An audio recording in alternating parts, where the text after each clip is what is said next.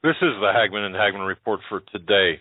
It is Wednesday, April 30th, 2014. I'm Doug Hagmann, along with my co-host Joe Hagmann. Together, we are the Hagmann and Hagmann Report. Folks, you're about to hear an incredible 3-hour of programming, unbiased and uncensored news, information, and analysis, information that you need to know. Coming up here is William Robert Tosh Plumlee. Now, he is a former CIA contract pilot. He flew arms and ammunition for the agency during the Cuban Project back in the 1950s. But he's been making waves, and a lot of them. The U.S. Department of Justice and the Obama White House wants to basically silence Mr. Plumlee. Mr. Plumlee last October 3rd, as a matter of fact, of 2013, had posted a series of 11 questions.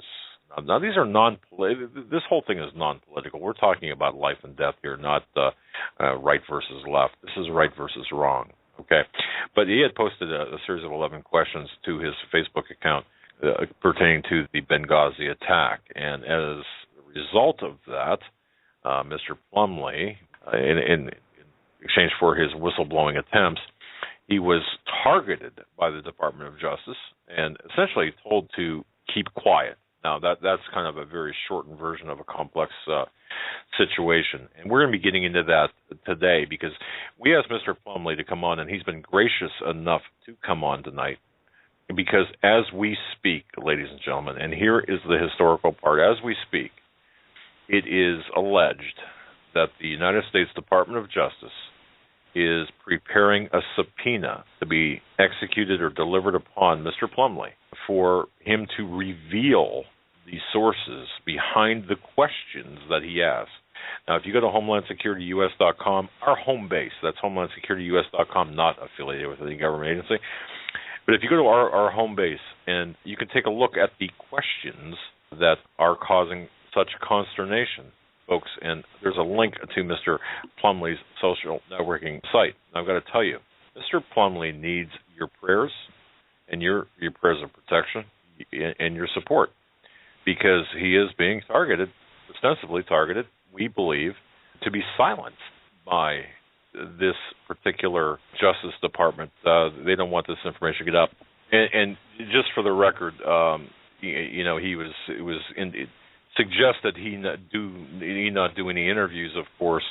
The last thing that this administration or the government wants is for Mr. Plumlee to talk. Well, Eric Holder, certainly, if you go to HomelandSecurityUS.com, if you look on the right-hand side, our address for the effective services of process is there should you need anything from us. Of course, good luck with that. How's that sound? But without further ado, I'd like to welcome Mr. William Robert Tosh Plumlee. Welcome to the Hagmann and Hagmann Report, sir. Well, thank you, sir. It's a pleasure to be with you, and appreciate the opportunity, although I was a little bit reluctant to continue whipping this horse, so to speak.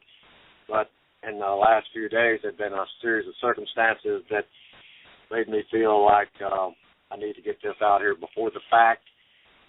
In case there is a subpoena that comes down on me, I've been told by 3 vetted sources, reliable sources, that the DOJ is in process of preparing a subpoena for me to appear before some committee.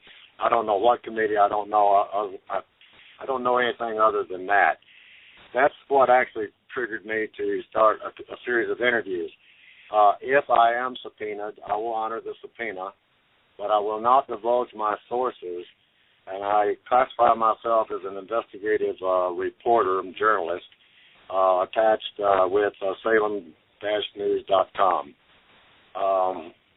That's about right. The only protection I've got is to come under journalism in order to protect myself from having to reveal military sources. I think the best way to start into this of why I got involved and how I got involved, I have to go back about 5 years ago when a U.S. task force was working with the Mexicans inside Mexico, U.S. military boots on the ground inside Mexico, training Mexico Marinos and to go in and actively weed out cartel members and bring them to justice, which was involved with the Carl Quintero and Chapo Guzman operations. this military team that was out of Fort Bliss, Texas, known as Task Force 7.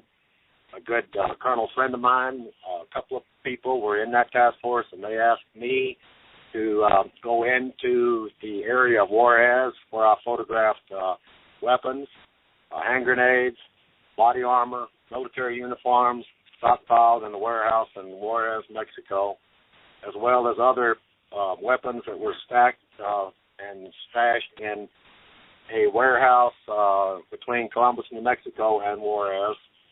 And those articles from 209 all the way up to 213 were written by Narco News, vented, highly documented, and that started the process. Anybody can read those, the background of that. Well, that task force was eventually pulled out of Mexico, and they were sent over to Afghanistan doing drone work. And one of my friends was attached to a NATO outfit, and they were doing intelligence gathering. And in the process of intelligence gathering, they uncovered a warehouse in Benghazi full of American arms. Those arms were being pilfered, according to that source, and another source, and another source, military sources, direct out of the Pentagon, relayed that information. A U.S. weapon from the Direct Commercial Sales Program, monitored by the Blue Lantern Report, was being taken out of U.S. arsenals, shipped in C-130s to Jordan, Pakistan, put in CIA safe houses, and then relayed back to various factions. Not necessarily the rebels, the Syrian Rebels at that point, because at that point in time there was no Syrian Rebels, but factions had access to those weapons, and those weapons the ambassador found out about. He relayed information back on numerous occasions, the ambassador did, his staff, about what intelligence that they had uncovered about pilfering U.S. weapons from Jordan in this area. Now, that information was received and nothing was done about it. It was covered up. That's the information I got. Got any questions? Am I rattling here too much? I mean, No, this is good. Your narrative is extremely important, and we like it when you lay the groundwork for what you know and what you've seen. Obviously, you uncovered, based on what you're saying, just to recap and reaffirm this, you verified, uncovered, confirmed a weapons running operation in Benghazi, in Libya, in northern Africa. That's what you're saying, correct? That's right. And it's the same type program that was used in the Iran Contra to set up the Southern Front back in the Reagan administration. So basically what we have here, we have old operations that are actually used in a particular environment, and then over the years, maybe they're successful, gun running, and they're successful, so then later they pick those same type operations up, dust them off a little bit, tweak them, arrange them to fit into the day's environment, and then they continue running the weapons. Okay. Now, zero in on... go ahead. Okay, you said something extremely important, and I don't want this to go by without addressing this. To me, it's extremely important. You said that at the time this was discovered, there were no Syrian rebels. In other words, there was no civil war in Syria organized to the extent that we see it today. So what you're saying is that perhaps, or what could be implied here is that the influence by the United States intelligence agencies or as well as others could very well have created this civil war against Assad. Is that possible? Well, that's basically what I'm saying to some degree. Let me see if I can put it this way. We end up seeing a conflict. We get involved in that conflict. We escalate that conflict, and we ship weapons to both sides of that conflict. we store those weapons to CIA safe houses on a program that is basically nothing more than money and profit.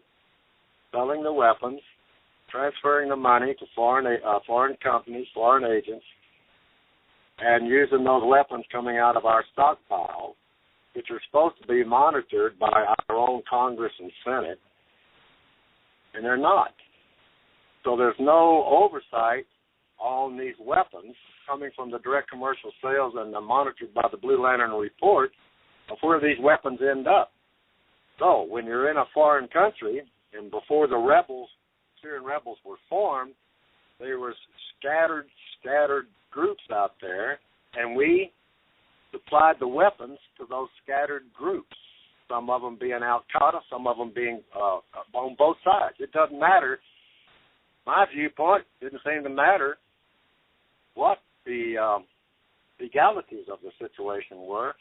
So it was the similar situation of the Iran Contra, setting up the Southern Front, violation of the Boland Amendment, same type MO, same type operation, because the operation back in Iran Contra days was very successful.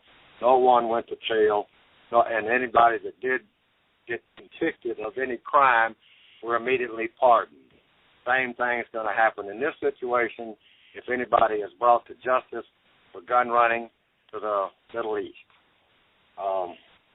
Okay. I know what I'm saying right now. I know this is very, very delicate, very sensitive, but I'm not going to pull any punches. I'm just going to tell it like I know. Go ahead. Well, sorry, I didn't mean to no, this is fine. I don't want to interrupt you. Just tell us what you know, Mr. Plumlee. But my first question, my first question, let me ask this, and then if this is appropriate to answer, and by the way, if I ask anything that you can't feel or you feel you cannot answer, then certainly say so. But who's the mastermind, or who was or is the mastermind behind this project? Okay, now I'm going to give you my opinion on this, and it's going to get me in a lot of trouble. POTUS. And not just Obama. This goes way back. This goes back even to the Reagan administration. There's another world out there, an average world at the age of 5, have no comprehension even exists. And then when someone like me comes out and talks about that other world, it is so phenomenal, so far out of reach that it's just not believable. And then when you get the dogs of war and the attack teams on you to stop this information from being leaked out, you become somebody like Snowden and some of these others. And what was that military guy that Manley that released a whole bunch of stuff? You know, well, they made him character assassinated these people. But the point is this: you're a government employee. It is your responsibility to report illegal acts. Same thing in Iran Contra. When I was flying C-130s to the Iran Contra to a secret air base called Santa Elena, it was my duty, by law, for me to report that illegal operation once I became aware of it. Otherwise, I could have been had charges filed upon me for not doing that. A lot of my pilot friends in that era went to jail because they did not go out before the fact and report the illegal transportation of weapons from our stockpiles to the southern front of the Iran Contra in violation of the Boland Amendment, known as the Freedom Fighters, an operation pushed by POTUS, which at that time was President Reagan.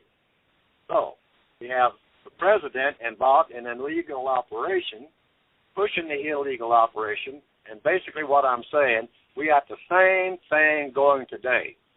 This president that is sitting there in Washington, D.C., knows every damn thing I'm talking about right now.